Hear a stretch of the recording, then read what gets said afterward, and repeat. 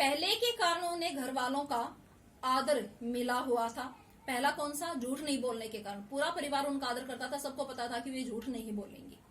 दूसरे के कारण बाहर वालों की दोस्ती। दूसरे जिनको ये लगता था कि मैं अपनी बात किसी के सामने कहूं, क्योंकि हमारे मन के अंदर एक बोझ होता है, जब हम अपनी बात किसी के सामने कह देते हैं तो हमारे मन से वो बोझ हल्का हो जाता है। कई बार परिस्थितियां ऐसी होती हैं कि हम अपनी बात जो है सबके सामने नहीं कह सकते, तो बाहर वालों को यकीन था कि अगर हम इनके सामने अपनी बात कहेंगे तो किसी के सामने इस बात को नहीं कहेंगे। तो बाहर वालों के कारण उनको क्या मिली? दोस्ती। और पहले के कारण क्या मिली उनको? घर वालों का आदर। दोस्त वे हमारी भी थी, माँ की भूमिका हमारे पिता बखूबी निभा देते थे। अब माँ की भूमिका इनके परिवार में कौन निभाता था? इनके पिता। जैसे बच्चों को नहलाना, धुलाना, खिलाना, पिलाना, लाड़ प्यार करना, ये सारे काम इनकी माँ की बजाय कौन करते थे? इनके पिताजी करते थे। मुझे याद है बचपन में भी हमारे घर में किसी की चिट्ठी आने पर कोई उससे यह नहीं पूछता था कि उसमें क्या लिखा है। उससे क्या, इसकी माँ के अलावा घर में किसी की भी चिट्ठी आती थी तो लेखिका ने बताया कि हमारे परिवार में ये एक सबसे अच्छी बात थी कि किसी से ये नहीं पूछा जाता था कि उस चिट्ठी में क्या लिखा है।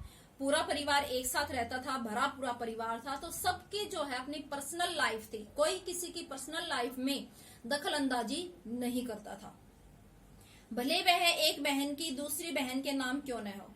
और हमारी माँ यह जानने को बेहाल, बे प्लस में हाल हो कि बीमारी से वह उबरी या नहीं। एक बहन की बहनें जो आपस में चिट्ठी लिखती हैं एक दूसरे को हालचाल जानने के लिए, तो कोई किसी से नहीं पूछता था। कि अगर आप खुद से बताना चाहो तो अलग बात थी।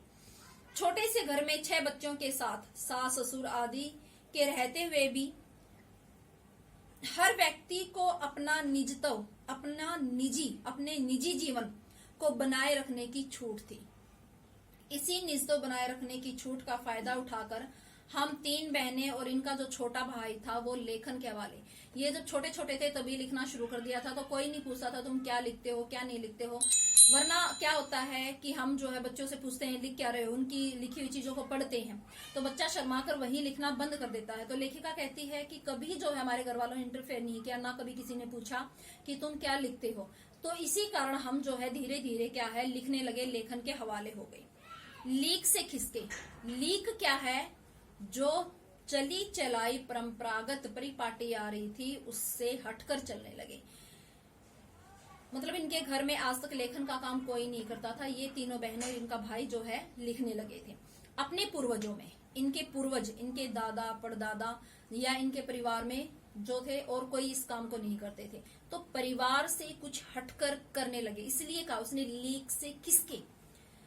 माँ और नानी ही रही हो तो गनीमत रहती, पर अपनी एक परदादी भी थी। अब देखो कहती है कि मेरी माँ और मेरी जो है नानी ऐसी नहीं थी कि वो परंपराओं से हटकर चलने वाली थी। दोनों एग्जाम्पल दिए, दोनों एग्जाम्पल में इसने बताया कि वो भारतीय महिलाओं जैसी नहीं थी। तीसरा ये बताती है इनकी दादी का भी, कि इनकी दादी भी कम नहीं थी, वो भी जो है उस लीक से, उस परंपरा से हटकर चलने वाली थी, उस समाज से कुछ अलग करने वाली थी। जिन्हें कतार क्या होता है? पंक्ति, लाइन से बाहर चलने का शौक था। कि जैसे हम फॉलो करते हैं कि लाइन चल रही है हम उसी लाइन में चलते हैं, कुछ अलग करने की हम कोशिश नहीं करते। कहती है कि मेरी दादी भी ऐसी नहीं थी कि वो उसी लाइन में चल रही है, उसी परिपाटी का पालन कर रही है। वो भी कैसी थी? अपनी राह अलग बनाने वाली, खुद के बलबूते पर कुछ करने वाली। उन्होंने व्रत ले रखा था कि अगर खुदा के फजल होता है दया, कि भगवान की दया से उनके पास कभी 2 से ज्यादा धोतियां हो जाएंगी तो वो तीसरी दान कर देंगे। देखो कितनी बड़ी दानवीर थी। अगर 2 धोतियों से ज्यादा उनके पास धोती हो जाती थी तो वो अपनी जो है पहले वाली धोतियां दान कर देती थी, किसी को पहनने के लिए दे देती थी।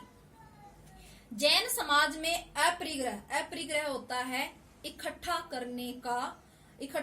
करने की, ठीक है, अपरिग्रह इकट्ठा न करने की सनक बिरादरी बाहर हरकत नहीं मानी जाती। इसलिए वहां तक तो ठीक था कि कोई बात नहीं, ये तो कोई बड़ी बात नहीं थी। कि कई की आदत होती है, कई बंदों की आदत होती है कि वो चीजों को इकट्ठा कर नहीं रखते, संग्रह कर नहीं रखते। तो कहती है यहां तक तो रहती तो गनीमत थी, लेकिन इनकी दादी तो इससे भी ऊपर चली गई। कैसे? पर उनका असली जलवा तब देखने को मिला जब मेरी माँ पहली बार गर्भवती हुई, गर्भ धारण किया, जब इनकी माँ पहली बार पेट से हुई तब जो है देखने को मिला मेरी परदादी ने मंदिर में जाकर मन्नत मांगी कि उनकी पतोहू, पतोहू क्या होती है, पोते की बहू,